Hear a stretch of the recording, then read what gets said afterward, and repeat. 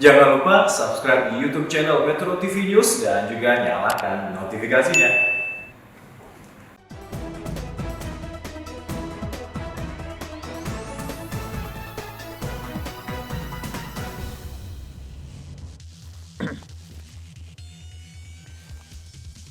Selamat malam pemirsa, Anda kembali menyaksikan Prime Talk, tajam mendalam bersama saya Wahyu Wiwoho.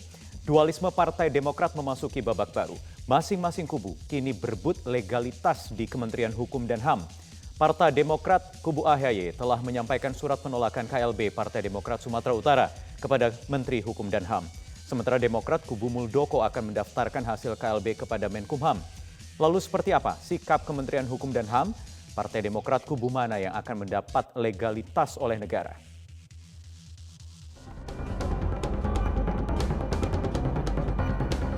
KLB ini adalah konstitusional seperti yang tertuang dalam ADART.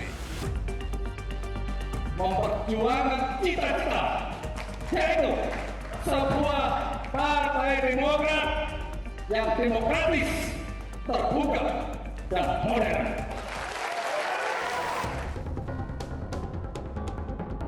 Apa yang dilakukan oleh GPKPD, Gerakan Pengambil Alihan Kepemimpinan Partai Demokrat, yang mengklaim telah melakukan Kongres Luar Biasa tanggal 5 Maret 2021 di Deli Serdang, Sumatera Utara, memang benar-benar ilegal dan inkonstitusional.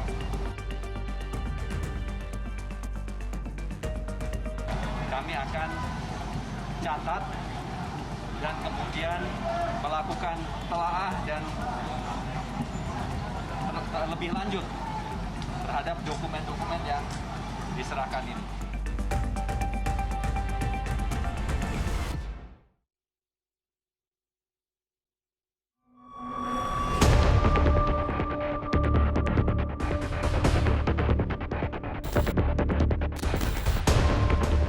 Mengaku ditemani dan didukung 34 DPD dan DPC, Ketua Umum Partai Demokrat Agus Harimurti Yudhoyono menyambangi Kementerian Hukum dan HAM untuk menyerahkan 10 jenis berkas.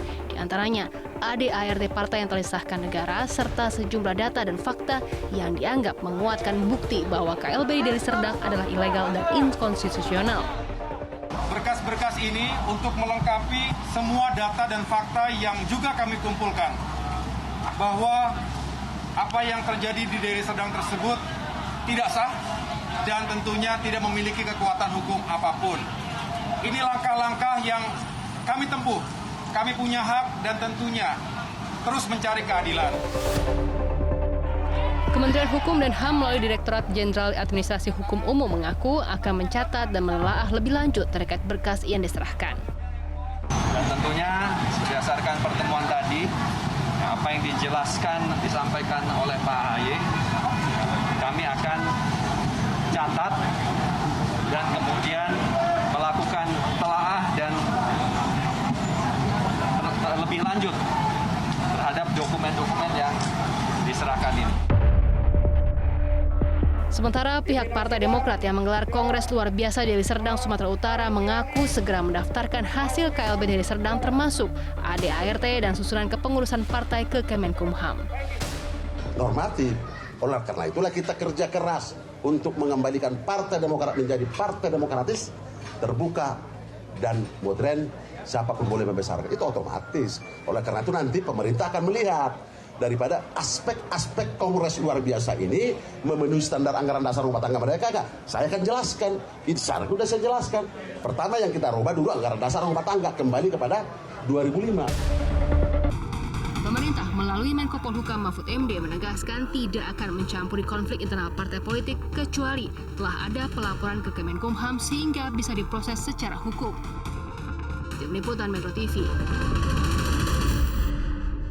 Ya, kepengurusan Partai Demokrat yang legitimate tentu hasil Kongres di tahun 2020 kemarin yang sudah disahkan oleh Kementerian Hukum dan HAM. Tetapi apakah nanti akan berubah pasca Kongres Luar Biasa yang kemarin digelar di Deli Serdang? Kami akan bahas hal ini bersama 4 orang narasumber kami yang sudah bergabung dari luar studio. Yang pertama ada Sekretaris Majelis Tinggi Partai Demokrat Andi Malarangeng dan juga ada Sekjen Partai Demokrat versi KLB Deli Serdang, Joni Allen Marbun. Kemudian ada pengamat politik CSIS, J. Kristiadi, dan juga ada pakar komunikasi politik Karim Suryadi. Selamat malam, Bapak-Bapak. Malam Mas Andi. Waalaikumsalam warahmatullahi wabarakatuh. Baik. Saya ingin ke Bang Andi Malarangeng dulu. Bang Andi, setelah roadshow sepanjang hari ini, apa kemudian hasilnya? Dari ke Kemenkumham, kemudian ke KPU, kemudian AHY juga bertemu dengan Pak Mahfud MD. Bang Andi. Ya, ini kan kami mengantisipasi gerakan mereka. Mereka kan ini dari awal sudah mengatakan bahwa mereka KLB dan KBL walaupun abal-abal nanti pasti akan disahkan oleh Kemenkumham, ya kan begitu. Dan itu tentu saja melecehkan Kemenkumham seakan-akan begitu saja. Senin disampaikan lalu Selasa disahkan. Tidak begitu. Tentu ada proses. Kami percaya pada integritas dari Kementerian Hukum dan HAM, makanya kami serahkan kepada Menteri Hukum dan HAM ada sejumlah berkas termasuk berkas-berkas yang menyangkut kepengurusan Partai Demokrat di seluruh Indonesia, 34 DPD dan 514 DPC. Dan kalau dilihat semua itu kan mudah sekali. Dan ada juga rekodnya di Sipol KPU. Ya, misalnya tadi juga KPU. Kan sudah ada rekodnya secara digital, berkas lengkap resminya juga ada di Kementerian Hukum dan HAM. Kenapa perlu diserahkan lagi dokumen-dokumen itu, Bang Andi? Kan inilah satu di KPU di Sipol, tapi di Kumham kan bukan di Sipol. Tetapi kami serahkan itu sambil juga menjelaskan kepada Menkumham, inilah berkas-berkas dan kemudian ada juga di Sipol KPU. Mudah-mudahan mereka berdua bisa saling mengecek. Dan itu tinggal dicek aja lagi dengan daftar hadir yang ada di KLB awal-awal itu. Berapa misalnya ketua DPD yang hadir? Coba tanya Bung Andi Joni Allen nanti, berapa ketua DPD yang hadir di sana? Ada nggak 2/3? Pasti nggak ada. Juga ada nggak separuh dari DPC yang hadir? Pasti nggak ada. Ada nggak persetujuan dari ketua mahkamah, ketua majelis tinggi partai? Pasti nggak ada. Penyelenggaranya siapa? Apakah itu penyelenggaranya DPP Partai Demokrat yang sah? Pasti juga bukan. Ini semua ada di ADART yang sah. Sampai malam ini kita bicara, sesuai juga dengan pengakuan dari Menko Polhukam bahwa yang sah sampai sekarang ini adalah ADART hasil Kongres kelima tahun 2020. Itulah dasar kalau mau bikin KLB. Karena di situ memang diatur. Baik, oke. Itu sudah sampai tadi terakhir ke Pak Menko Polhukam, Mahfud MD ya, Bang Andi ya. Saya ingin ke Bang Joni Allen. Bang Joni Allen, kabarnya ingin datang ke Kementerian Hukum dan HAM, tetapi sampai malam hari ini kami belum mendengar kabar dari hasil KLB yang akan didaftarkan ke Kementerian Hukum dan HAM. Ada masalah apa, Bang Joni? Atau kapan rencananya akan diserahkan? Itu akan segera saya coba memberikan penjelasan bahwa ya Majelis Tinggi Partai Demokrat ya yang baru keluar dari sini itu sangat bangga mengatakan ada enggak persetujuan seorang ketua majelis tinggi. Luar biasa. Harus ada persetujuan majelis tinggi. Inilah yang melanggar ajas demokrasi.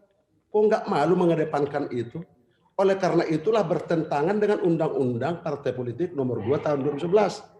Di mana ketua majelis tinggi lebih tinggi kewenangannya daripada forum tertinggi, melanggar undang-undang. Tapi Bang Joni, hal yang mengatur itu sudah tertuang di ADART yang disahkan oleh Kementerian Hukum dan HAM tahun 2020 lalu. Artinya jika ingin KLB harus mengikuti ADART yang sudah disahkan. Itulah fungsinya bahwa ADART partai apapun tidak boleh bertentangan dengan undang-undang partai politik. Tidak boleh bertentangan. Nah yang kedua, mari kita nanti lihat siapa-siapa yang hadir, ketua-ketua DPC dan ketua DPD, unsur-unsur yang mendapatkan katakanlah mandat segala macam. Tetapi kalau mereka daftarkan lagi yang di PLT sudah berapa ratus itu, ya itulah arogansi kekuasaannya majelis tinggi. Kan dipecat semua. Ya. Bupati Riau, ketua DPD Riau dipecat. DPC Maluku dipecat. Dan dipecatnya baru-baru ini, semua dipecat. Itulah arogansi kekuasaan untuk mempertahankan dinasti Cikeas. Untuk mempertahankan majelis tinggi yang baru sekolah S5 itu. Nggak sadar-sadar yang merusak Partai Demokrat. Baik, Bang Joni, tadi saya menyinggung apa yang sempat diungkapkan oleh Bang Andi Malarangeng tadi soal persyaratan ADART juga. Berapa banyak ketua DPD yang hadir? Ada persyaratan 2/3 DPD, kemudian 50% DPC ke Deli Serdang kemarin. Boleh tidak diinformasikan di sini? Oh, sesuai nanti itu kan bisa diverifikasi oleh Kementerian Hukum dan HAM dengan daftar-daftarnya, atau dengan mengabaikan pemecatan-pemecatan yang mereka lakukan tanpa prosedur itu, arogansi itu. Tentunya yang kita pakai adalah SK sebelum pemecatan. SK sebelum pemecatan, bukan SK yang disampaikan setelah pemecatan itu. Arogansi itu, Pak Andi. Karena Andi memang sudah terbiasa untuk memanipulasi SK, termasuk memanipulasi Hambalang. Makanya Anda berada senyum. Merusak demokratnya itu loh. Nggak tobat-tobat sampean. Udah baik. Tahan sebentar Bang Joni, Bang Andi, tahan sebentar. Saya ingin minta pandangan perspektif dari Pak Kris, Prof Karim. Saya belum mendengar ini selama beberapa pekan terakhir atau 1 bulan terakhir dari Prof Karim atau Pak Kris. Melihat konflik internal di Partai Demokrat ini bagaimana Pak Kris kalau belajar dari apa yang pernah dialami juga oleh partai-partai yang lain selama beberapa dekade terakhir ini? Ya begini, Mas, selamat malam dulu sama Mas Andi, Pak Joni Allen, Mas Karim ya, lama tak ketemu. Begini Mas, saya yang sangat terusik sebetulnya, kenapa kok wacananya seakan-akan kedaulatan partai itu ada di Kumdang, ada di pemerintah, ada di negara. Itu yang saya sebenarnya kurang terima, karena apa? Karena partai itu adalah pilar demokrasi, pilar daulat rakyat, penjaga dan pengawal pilar demokrasi. Kok negara yang memberi keabsahan? Bukan. Yang memberi keabsahan adalah kedaulatan anggota, kader-kader, yang itu dicerminkan di dalam Kongres. Nah, kalau pembicaraan awal kita sudah mulai, wah ini kemudian kita minta disahkan sama Kumdang, itu menghina rakyat itu. Kok partai bikinan rakyat sendiri, ya? Kok kemudian disahkan oleh orang yang menjadi salah satu kadernya partai saja tertentu, kan nggak bisa. Ini yang saya betul-betul mau, ini prihatin, mengajak semua mesti kembali ke situ bahwa kedaulatan partai di tangan anggota atau kader-kader, ya, dan lain sebagainya. Itu yang penting. Yang kedua, menurut saya, kalau saya lebih cenderung, kenapa tidak dilakukan dulu seperti misalnya penyelesaian internal dulu. Jangan kemana-mana, malu-maluin masalah internal juga kemana-mana. Ya kan? Ini kan sudah lalu kemudian fokusnya menurut saya tidak ada, kemudian tidak ada penyelesaian internal yang mungkin ada hikmahnya banyak ini. Bisa introspeksi. Kenapa ini? Kok teman-teman seperti teman-teman saya seperti Mas Joni Allen, Mas Andi ya, dan juga yang lain-lain yang sangat kemudian akrab mendirikan dan bertekad untuk menegakkan kedaulatan rakyat. Kok jadi begini? Nah, sebetulnya keprihatinan itu sebetulnya juga cermin dari keprihatinan kita semua bahwa sudah terlalu banyak ditulis partai kita, partai-partai semua ini kok arahnya ke oligarki. Itu saya tidak menyalahkan partainya. Karena apa? Karena reformasi juga terjadi secara terburu-buru betul. Kita mengalami semua. Mas Joni Allen mengalami, Mas Andi mengalami, kita malah mengalami semua itu. Kebingungan apa yang akan kita lakukan. Terus partai-partai juga begitu, ada partai begitu terus-menerus ada pemilu yang tidak pernah habis selesai-selesai. Itu tidak ada kesempatan bagi partai untuk konsolidasi dan bernafas. Untuk melakukan kontemplasi. Apa sih sebetulnya yang akan dicapai? Ini sebetulnya narasi besarnya itu. Ya, jangan kemudian dimasukkan dalam soal mikro di ART gini-gini. Enggak. Kita mengalami soal besar soal partai ini. Ya kan? Ini baik. Baik. Saya tangkap dulu Pak Kris, kita jeda sebentar, nanti Prof Karim yang akan gilirannya nanti menjawab di segmen berikutnya. Tetap bersama kami di Prime Talk.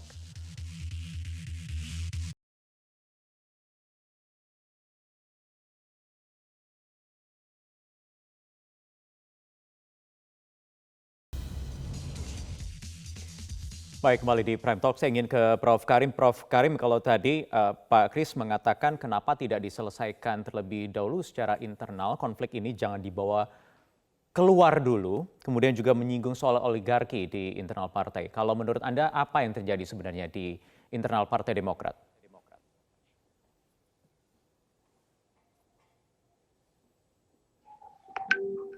Prof Karim.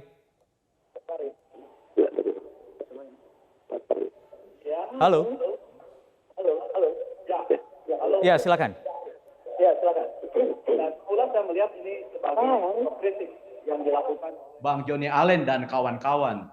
Tapi setelah melihat perkembangan gitu ya, kok ini serius gitu mengarah kepada pembentukan atau mengkonstruksi kepengurusan Partai Demokrat. Nah, tanda-tanda ke arah sana kan sudah jelas ya, selain dari pola komunikasi yang sudah terpolarisasi dari awal, juga langkah pemmulaan untuk melakukan KLB sudah dilakukan meskipun belum didaftarkan. Nah, lalu mengapa saya bilang saya tempatkan pada autokritik mulanya, memang kedengaran dari awal yang dikritikkan ini dinasti Cikeas, itu kritiknya. Dan ini sebenarnya kan menjadi gejala yang umum terjadi di partai politik di Indonesia. Seperti katakan Chris tadi, oligarki partai politik memang di mana-mana. Tetapi menurut saya memang lebih elok itu dilakukan sebagai pembukaan sekat-sekat komunikasi internal yang mungkin saja tersumbat gitu ya. Karena tidak mungkin aspirasi ini meluber keluar kalau saluran-saluran komunikasi itu tersumbat. Dan menurut saya sebelum hasil KLB Demokrat ini didaftarkan ke Kumham, ruang itu masih terbuka. Sebab apa? Sebab kan pemerintah tidak akan merespon gitu sebelum didaftarkan. Yang pertama. Yang kedua, yang kedua, yang menjadi soal di awal kan soal kata pembiaran dan intervensi. Meskipun pemerintah sudah membantah tidak ada intervensi, tetapi masalahnya terpilihnya Pak Muldoko bahkan sejak awal dikait-kaitkan dengan peristiwa ini, maka Pak Muldoko ini menjadi cliffhanger antara kisruh Demokrat dengan Istana, meskipun itu dibantah. Tetapi persoalannya sejak awal kubu Bang Andi ini kan sudah menusuk langsung ke kekuatan Istana, tapi Istana kan tidak bergeming.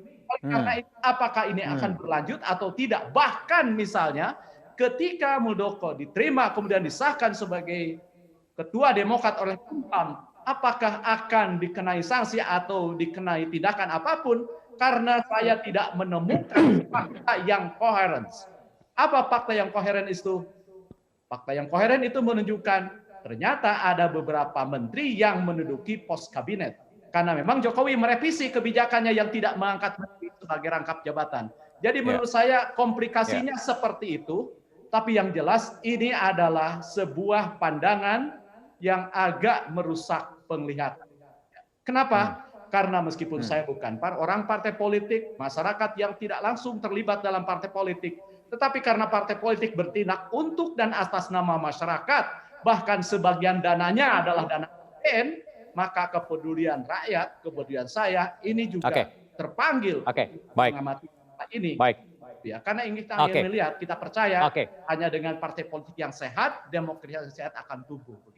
Oke, baik. Saya ingin ke Bang Andi untuk menjawabnya. Masih ada waktu kalau menurut Prof. Karim tadi untuk membuka kanal-kanal komunikasi yang dituding oleh teman-teman di KLB Deli Serdang kemarin. Bang Joni ini kanalnya mampet di Demokrat selama ini. Mungkinkah itu akan diakomodir lagi komunikasinya Bang Andi? Persoalannya ini bukan persoalan internal semata. Kalau cuma persoalan internal, ada mekanisme internal. Diatur juga dalam undang-undang. Bahwa ada yang namanya Dewan Kehormatan, ada Mahkamah Partai. Kalau masalah-masalah internal bisa diselesaikan di situ. Ini persoalannya ada intervensi kekuasaan. Ada elemen kekuasaan yang berusaha mengintervensi, mengambil alih, menjadi begal partai, begal politik. Di situ persoalannya. Kalau itu komunikasi apa tiba-tiba orang waktu pertama kali ketahuan itu Pak Muldoko itu sehingga ada lagu viral. Kamu ketahuan. Bukannya dia bersurut, malah melanjutkan.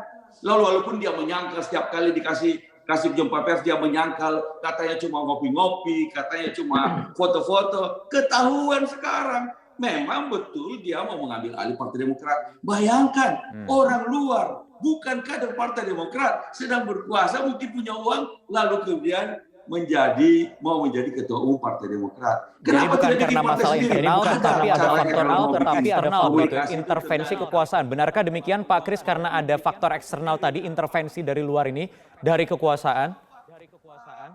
Bisa nggak saya jelaskan? Bisa nggak saya jelaskan? Silakan Pak Kris. Ya Pak Kris, silakan Pak Kris. Saya bisa nggak? Berseimbang dong. Pak Kris. Ya Pak Kris, benarkah memang ini bukan karena faktor internal saja semata di Partai Demokrat, tetapi karena memang ada intervensi dari eksternal? Begini, tentu politik itu ada unsur persepsinya, ya kan? Ada unsur persepsi dan lain sebagainya. Tetapi kalau kemudian juga fokusnya adalah fokus kepercayaan bahwa ada eksternal, lalu mungkin yang ketinggalan usaha internal ini. Karena menurut saya kalau internal ini kemudian dijadikan kasus ini untuk refleksi dan introspeksi, ini kenapa ya teman-teman yang sejak dulu awal-awal bersama-sama kok bisa kemudian berpisah secara diametral seperti ini? Apa yang terjadi sebetulnya? Itu pasti bisa ketemu nanti.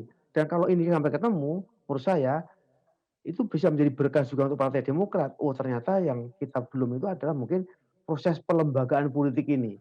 Apakah dulu betul-betul ADART dibicarakan secara demokratis? Karena terus terang saja, sekarang ini kan partai-partai tergantung kepada tokoh. Ya, begitu berwibawanya Pak SBY sejak dulu sampai sekarang di Demokrat ini, sehingga sebetulnya institusi yang namanya Pak SBY itu lebih besar daripada institusi Partai Demokrat. Itu yang kemudian nanti ada kesulitan bagaimana mentransformasi dari kepemimpinan tokoh menjadi kepemimpinan yang lebih demokratis. Ini menurut saya perlu dipertimbangkan agar apa? Agar proses kalau ada persepsi seperti itu nanti akhirnya ujung-ujungnya hukumnya bunyinya seperti apa, putusan seperti apa. Itu persepsi awal saya kira memang berkembang bersama-sama itu.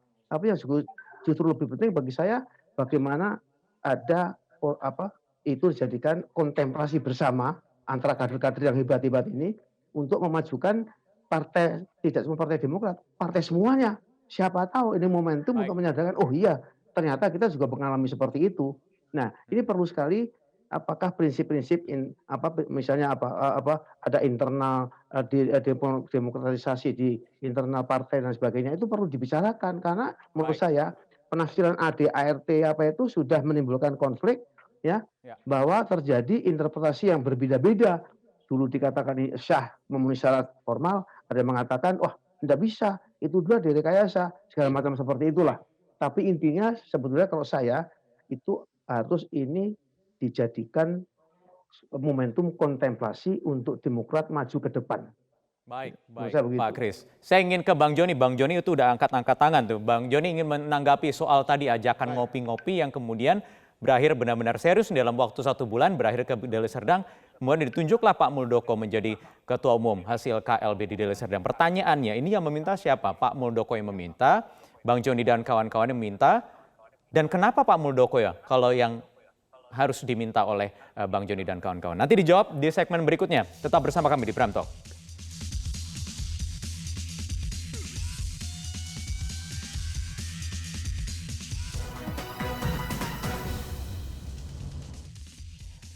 Kembali di Prime Talk, saya ingin ke Bang Joni Allen. Bang Joni Allen, jadi ini dari ngopi-ngopi sampai ke Deli Serdang, kemudian dipilihlah akhirnya ditetapkan Pak Muldoko sebagai Ketua Umum hasil KLB Deli Serdang. Ini sebenarnya awalnya bagaimana yang mengajak dari Bang Joni Allen atau Pak Muldoko yang meminta atau bagaimana dan kenapa sosok Muldoko?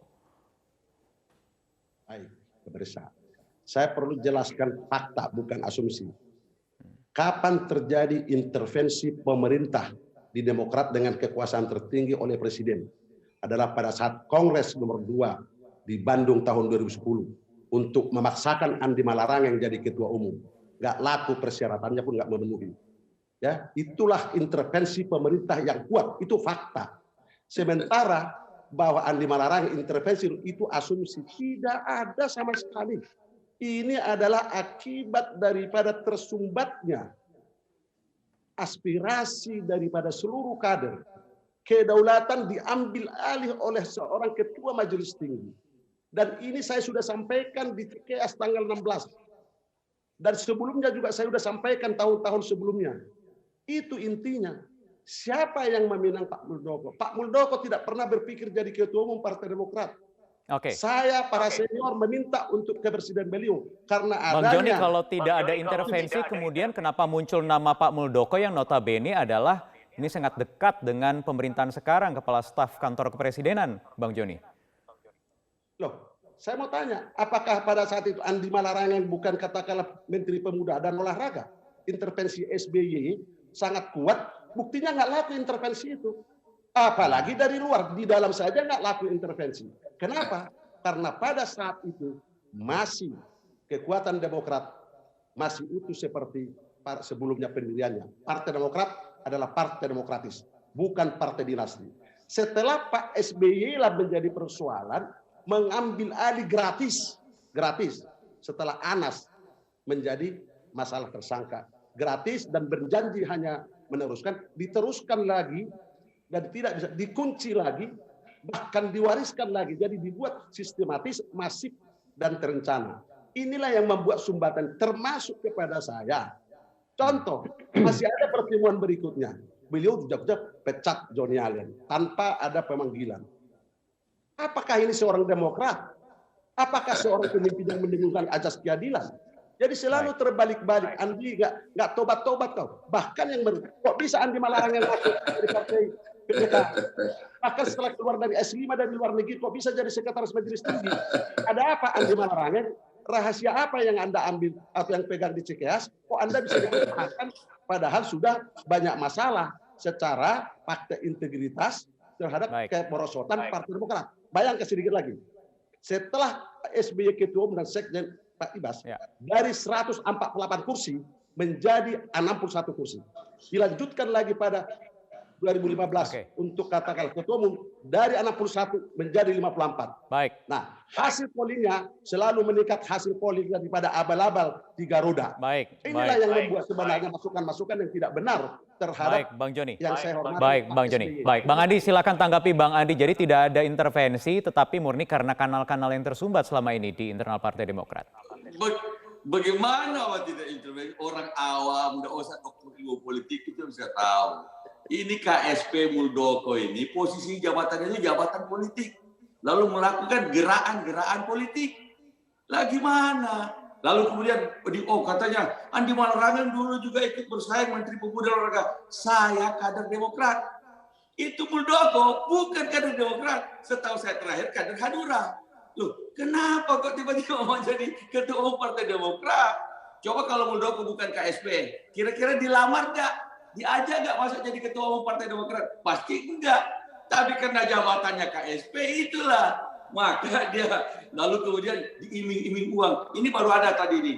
Tadi konferensi pers ketum bahwa ada 2 peserta KLB abal-abal itu kemudian menyatakan penyesalannya dan mengatakan bahwa mereka diiming-iming uang. Dan sampai di sana tidak dikenal siapa-siapa itu. Ketua DPC katanya cuma ada 32 di sana. Dan ketua DPD nggak jelas. Nggak ada. Yang mengiming-imingi uang itu siapa Bang Andi? Jumlahnya berapa?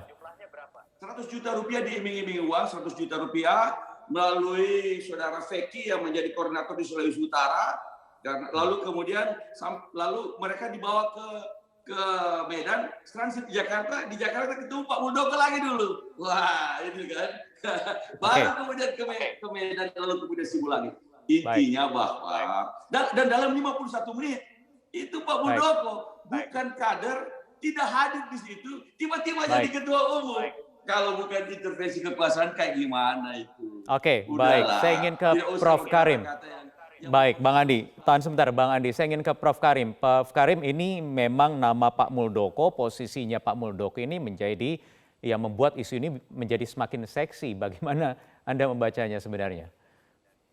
Ya, menurut saya memang Pak Muldoko ini saya katakan menjadi cliffhanger ya antara Demokrat dengan pemerintah gitu ya. Memang agak sulit memutusnya. Kalau dipakai norma mana, moral mana, karena moral yang tidak tertulis gitu ya. Dan saya tidak yakin Presiden akan peduli dengan kasus ini sebab sejak awal begitu disurati kan tidak mudeng juga. Nah, hanya masalahnya kalau saja kasus ini ditempatkan dalam perspektif publik yang ingin melihat partai politik yang sehat gitu ya.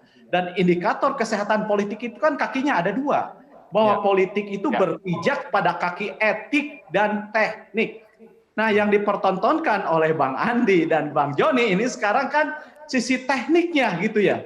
Padahal etikanya sudah ada di dalam anggaran dasar, anggaran rumah tangga. Jadi Bang Joni, saya ingat gitu ya, tadi ngobrol dengan mahasiswa, kebetulan sedang membimbing mahasiswa mengadakan pemilihan presiden mahasiswa. Mereka bolak-balik mengasak-asak anggaran dasar, anggaran rumah tangga. Mereka tahu ada Undang-Undang Dasar 45, tapi tidak mereka baca. Karena mereka tahu yang menjadi basis kerangka acuran itu kan anggaran dasar, anggaran rumah tangga.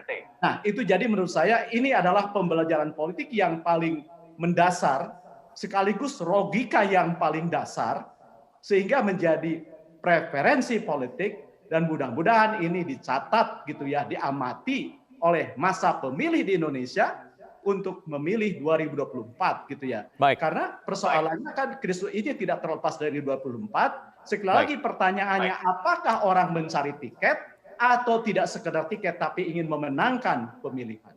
Oke, baik. Tidak sekedar tiket tapi ingin memenangkan pemilih. Baik, kita tahan sebentar, kita akan lanjutkan lagi nanti. Saya ada satu segmen di Prime Talk sesaat lagi.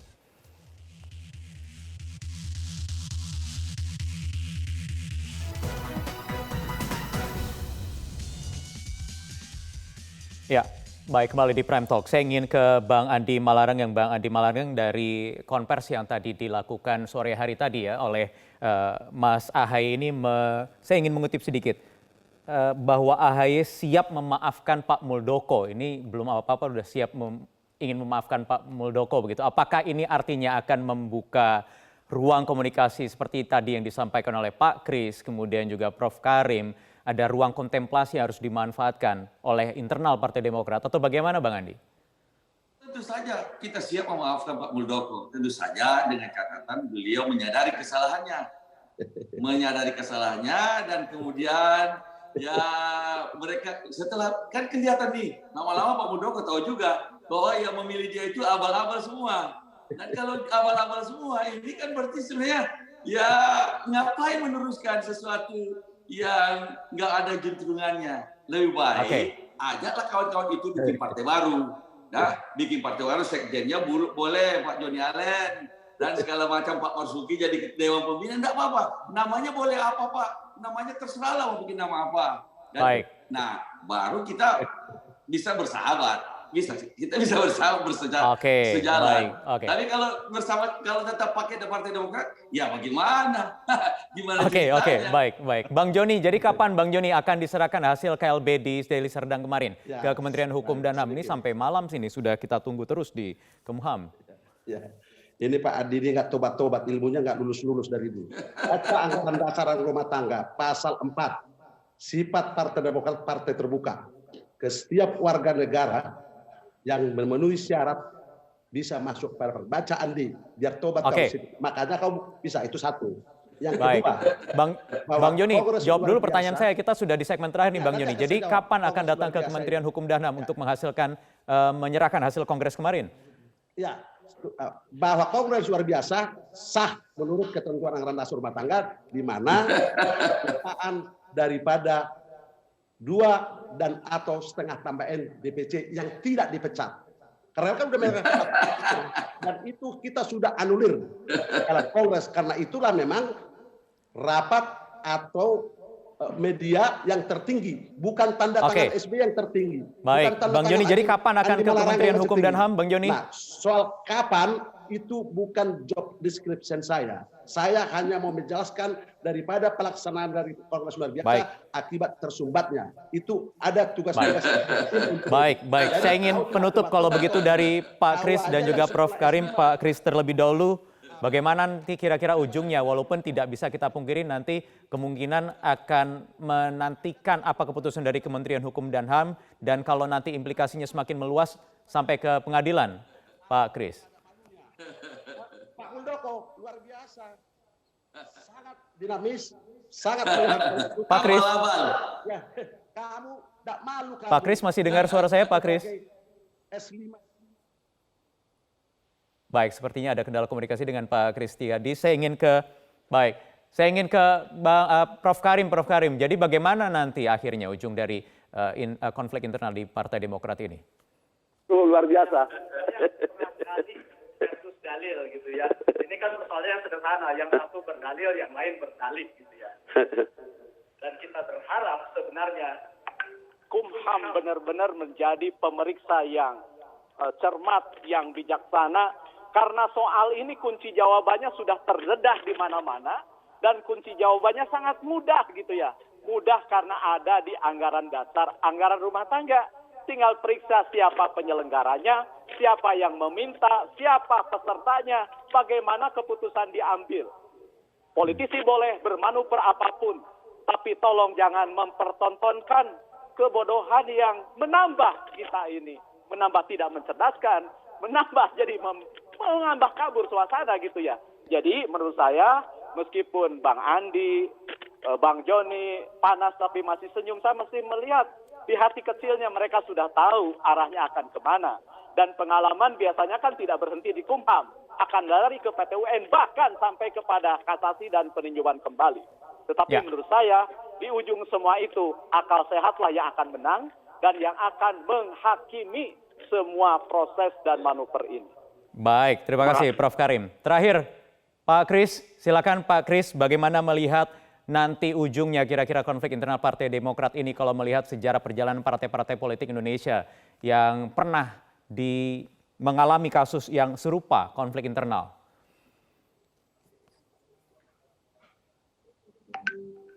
Pak Kris, bisa dengar saya Pak Kris? Halo? Iya Pak Kris, sudah bisa dengar saya? Saya bisa didengar? Halo? Halo? Iya, silakan Pak Kris. Mas Wahyu bisa ya? Bisa, silakan. Bisa? Halo? Bisa. Iya Pak Kris, silakan Pak Kris. Apa Mas Wahyu tadi menanyakan sama saya? Iya Pak Kris, jadi nanti akhirnya bagaimana nih? Kita menantikan apa yang nanti diberikan draftnya hasil Kongres kemarin ke Kementerian Hukum dan HAM. Ujungnya kemana? Apakah memang, ya kita tahu kita harus menantikan apa yang akan diserahkan oleh KLB Deli Serdang. Tapi apakah memang Kumham ini yang menjadi satu-satunya untuk bisa menjadikan jawaban dari konflik internal Partai Demokrat ini? Atau bagaimana, ada cara-cara lain? Mas sekali tidak dengar suara saya. Tidak dengar suara. Pak Kris? Sekarang dengar sekarang. Ya silakan Halo? Pak Kris. Mas? Baik, Wahyu, nampaknya kami Mas masih Andi, mengalami gangguan Mas komunikasi bisa dengar? dengan Pak J. Kristiadi. Saya ingin penutup singkat saja, masing-masing 30 detik dari Bang Joni dan Bang Andi. Apakah masih ada waktu-waktu yang akan bisa dimanfaatkan sebelum Bang Joni Allen menyerahkan hasil Kongres kemarin? Bang Andi, singkat 30 detik. Pak Muldoko menyadari kesalahannya dan meminta maaf, lalu kemudian ya menghentikan kegiatannya dan malah membentuk partai baru. Bentuklah partai baru, kasih nama apa saja boleh. Daripada sekarang susah-susah belajar Mars Partai Demokrat ini.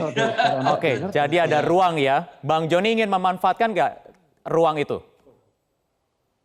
Begini, kita bukan sekarang, waktu kemarin mereka menandatangani kesetiaan dari seluruh Indonesia, kita ajak mereka hadir Kongres luar biasa untuk menunjukkan kesetiaan itu benar, atau karena tekanan-tekanan, kenapa nggak hadir?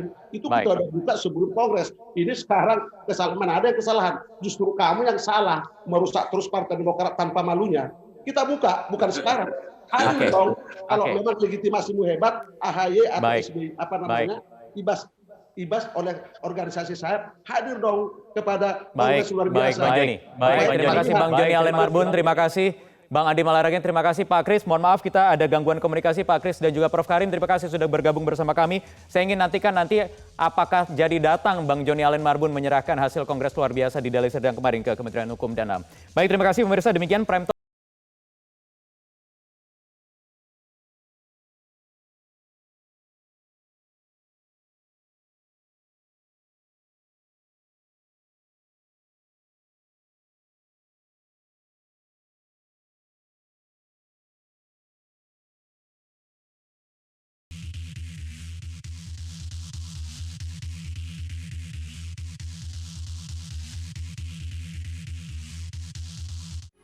Metro TV